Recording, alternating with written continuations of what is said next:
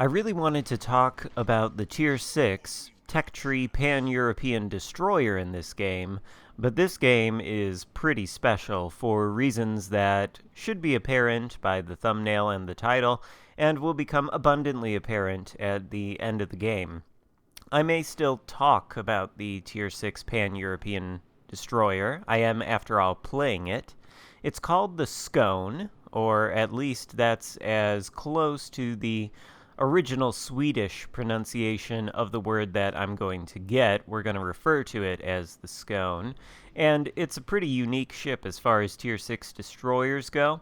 I'll talk a little bit about it, but I think there are some wider, perhaps more universal themes to be discovered in the results of this battle. And I think I've said before, perhaps in a recent community replay featuring somebody playing the Des Moines, that patience is a virtue in this game that is often rewarded. And that is more true, perhaps, when you're playing the Destroyer class than any other class of ship in this game. Note that there are 8 enemy destroyers in this game, 4 on each team, and when you get matches like this that have this many destroyers in them, the destroyers tend to fall off the board pretty quickly. We're going to notice that happening on the other side of the map, actually. The friendly Ostergotland, which is currently inside of the Alpha Cap attempting to flip it, is going to get lucky. He lands some torpedoes on the enemy Azerlane Yukikaze, and that ship goes down for the first casualty in this game. And now, that Yukikaze has gone back to port. Now he has no ability to influence the outcome of this game because he's no longer participating in it. Seems like a simple concept, but the longer you're around in a destroyer during a game, the more dangerous and the more influential you become as the game goes on. So it's not a good idea to die inside of capture circles if you can possibly help it. Cue the enemy Ostergotland, who gets spotted by us, comes out broadside in front of us, doesn't shoot at us for the span of a couple of salvos, and only starts to return fire after we've already done 7,000 damage to him and lit a fire. Now note that we stop firing. Why do we stop firing? Because we're out of our detectability range from the Ostergotland, and if we silence our guns for long enough, our concealment will go back down to normal and will become unspotted. Now, we didn't want to continue shooting at the Ostergotland, and maybe that was a mistake in retrospect. We didn't want to be too aggressive because there's an enemy Massachusetts over there, and there's a Lo Yang over off to the right of the screen who's currently fighting the destroyer we've got in the smoke screen, and probably spotting him with his sonar now that I think about it. So maybe I should have shot at the Lo Yang, but my mindset there was that I would stop firing because there were 3 enemy ships very close to me, and if I continued firing, all 3 might start shooting at me and start removing my hit points very, very quickly. So I elected to play it safe. Now my teammate, Destroyer in the smoke screen, that was being spotted by the Lo Yang sonar, has perished. But we're still alive, and that's the important part. Again, in retrospect, maybe I should have shot at the Lo Yang a little bit earlier, but I think the fact that I didn't was a good call for my own safety at the time. And besides, we're able to spot the Lo Yang right here. He beaches himself against a rock. The Massachusetts is sort of prevented from shooting at us by that rock, perhaps. Probably not. He could shoot at us if he wanted to. But that Lo Yang isn't going to be on the surface of the sea for much longer. Not a lot of hit points left, and the Skane does have a pretty quick rate of fire on its 4 guns. So we're able to take out the Lo Yang with very little problems, and that pretty much clears up the capture circle over here at Charlie. Somewhere in the interim, the enemy Ostergotland apparently went down, and meanwhile on the other side of the map, my teammates have flipped Alpha. The only cap that has been taken by the Reds is in the center, and we can see the outline of the last known position of the final enemy destroyer inside of that Bravo cap. It's played by a guy called Bugard's Fist. You might have heard of him. If you haven't, he does have a YouTube channel that's much bigger than mine, although it is not under the name Bugard's Fist. It is, of course, T-Bull. He's also playing the Skane, and I just happen to be in the same game as him. Note also that that I am using a different controller preset. Why am I doing that? I have no idea. I was just testing it out. Maybe I was watching a Tactic Angel video and wondering how on earth he was able to navigate the seas with preset 1, which is the preset I'm using in this game, just to test out a different control style. Honestly, I don't think I'm going to adopt it. In any case, I've spent a lot of time in this battle setting up the payoff at the end. Let's talk a little bit about the Skane here. I was talking about the theme of patience being a virtue in destroyers. I think the Pan-European destroyer class is, more than any other destroyer class, a class that benefits from that kind of patience. Why? Well, because it's sort of a hybrid class. It is both a gunboat and a torpedo boat, and that is true of the Skane. The Skane's guns are pretty good for what they are. There are 4 of them. I think they're 120 or 127 millimeter guns. They fire every 2.3 seconds, so a very quick rate of fire means that's quite a bit of DPM in a knife fight against destroyers. The guns are, in other words, usable.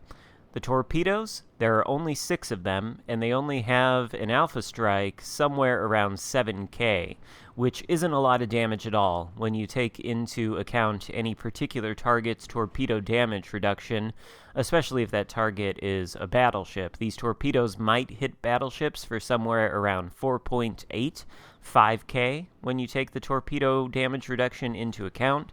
So they're not getting those big alpha strike punches of other torpedoes.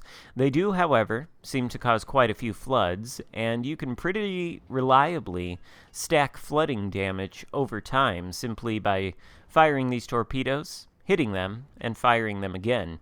They have a very quick reload, which isn't too far in excess of 1 minute, and they also have a very quick speed in the water. Fully built with the torpedo commander and all of the requisite skills that increase torpedo speed, these torpedoes can go at 80 knots, making them incredibly fast and also incredibly easy to aim, even at distance. As long as the enemy battleship you're aiming at doesn't change his course too terribly much, your torpedoes are likely to hit. And when they do hit, they probably will cause flooding, even if they don't do a lot of damage. And then you can follow up that flooding by lighting fires with your guns, which do have a very good fire chance, especially for 4 guns that reload so very quickly. I think the base fire chance is 8%, and that translates very well into actual fires when you shoot the guns. Or your torpedoes don't take very long to reload at all, so you can simply launch them again. In any case, 3 of the enemy destroyers have been taken out. T-Bull is tied up with the friendly Ostergotland in the Alpha Cap, and that Ostergotland is going to end up taking T-Bull out. So all the enemy destroyers have been dispatched, but it looks like T-Bull gets the last laugh on the friendly. Oh no, he doesn't. The friendly Ostergotland is still alive. A different ship went down. In any case, it's 5 versus 5. 5 battleships versus 3 friendly battleships versus 5 enemy battleships, and then there's 2 destroyers, of which I am 1 on the blue team. So, by every indication, we have all the advantages necessary to win this game. There are now, these 5 enemy battleships are now chasing 1 remaining blue battleship through the Charlie Cap. They're going to push into the Charlie Cap as they try to sink that blue battleship, and most likely they're going to flip the Charlie Cap. We don't really care about that, though, because we've taken the Bravo Cap and we've taken the Alpha Cap. All we need to do right now in order to win this game is simply not die, and if we can help it, we want to defend the Bravo Cap from the enemy. After they clean up this battleship over here at Charlie, they are going to turn into Bravo, and if we can continue to reset them and prevent them from taking the cap, then there's no reason we wouldn't be able to win. Plus, we still have that friendly Ostergotland left floating, so it should be easy for him to survive the battle and not perish to these battleships. We, as destroyers, should be able to control this engagement very easily, and you can see, once again, here I'm playing it safe, using the island to keep myself concealed, while shooting at the Synop just a little bit with my guns, and we're also going to be tagging him with the super fast torpedoes. Again, they don't really do any damage, but you see there we got 2-3 hits and a flood. The Synop promptly uses damage control, so we begin shooting, hoping that we'll light a fire. If not, that's okay. We don't want to be exposed for too long. We're going to get behind this island and break line of sight with the Synop so that we can go dark again. But hopefully before that point, we'll get a fire. Maybe not. Maybe we're not going to be lucky enough to get it. That's okay. Oh, there's the fire. So that fire is permanent until the Synop gets his damage control back, which he is, of course, Russian, so provided he hasn't already used all of his damage control consumables, because they are limited, then he should be getting one back soon enough. Nevertheless, the fire is still going to do a little bit of damage. In any case, our goal is not to push into these battleships.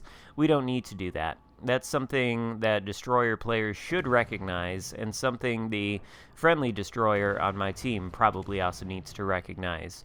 We hold 2 of the caps. We're ahead of the enemy team on points, not by much, but as long as we continue to hold the caps and we don't perish, the enemy team is not going to be able to overtake us on points. Meanwhile, we light a fire on the second Synop, who at this point is at full health, and we're just trying to go around these islands, trying to regain sight on these enemy battleships, probably potentially trying to line up some more torpedoes. We don't need to be aggressive, we just need to slow them down. At this point, they're almost undoubtedly going to be heading for Bravo. The other friendly destroyer is, for whatever reason, heading right toward these ships, and so is the friendly battleship. All we really need to do, again, is run away and defend Bravo. And we can defend Bravo without pushing directly into these enemy battleships' face, whether we're in our destroyer or whether we're in the last remaining battleship on our team. Either way, all we really have to do is take up a position near the Bravo cap. If we're the battleship, we simply kite away from the Bravo cap as our destroyers spot the battleships and we shoot at the battleships. If we're the destroyers, we simply stay far enough away from the battleships to not be spotted and use our torpedoes or our guns if safe opportunities like this present themselves. The Östergötland is not following that advice. He is right now spotted by one of these enemy battleships and being shot at by one or both of them. So he is going to end up going down, leaving only me and the friendly battleship left alive. And the friendly battleship isn't looking too healthy either at this point, although one of the enemy battleships looks like he's about to go down, and the Östergötland gets him. It's the Massachusetts. But the Östergötland loses his own ship in the process. So was it worth it?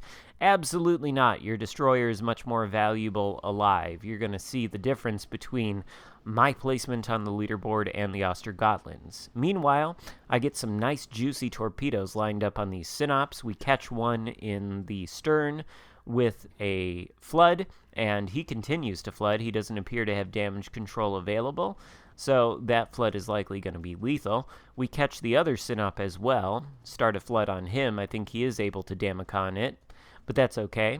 That flood is going to take out the enemy Synop, and the other battleship inside of the Bravo cap is fighting with our remaining battleship, so I think he might end up going down. I don't know. As you can see, he's barely got any health, but actually, I think our friendly battleship is the one that's going to go down, leaving me the last ship alive on the blue team versus 4 enemy ships with less than a minute left to go in the game. We've done our part, despite the fact that our teammates have perished. We have defended the Bravo cap up until this point. Even if the enemy flips it, there are less than 60 seconds left to go in this game, and they're never going to have enough time to overtake us on points. So it becomes clear in this final moment of the game that we win simply by surviving.